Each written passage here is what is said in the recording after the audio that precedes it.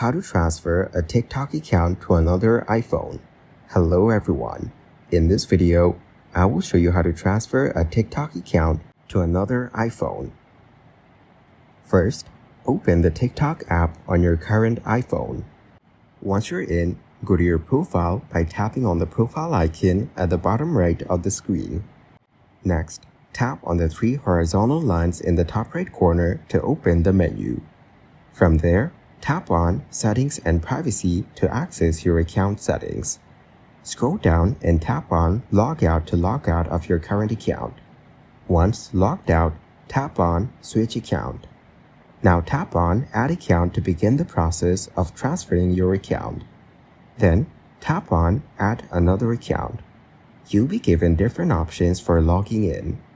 You can choose to continue with your phone number, email, username, Facebook, Apple, or Google account. Enter the phone number, email, or username associated with your TikTok account to log in. Once logged in, your TikTok account will be transferred to the new iPhone. Thank you guys for watching this video. Hope you got some value. Make sure to like the video and subscribe to the channel to get notified of new videos. See you in the next one.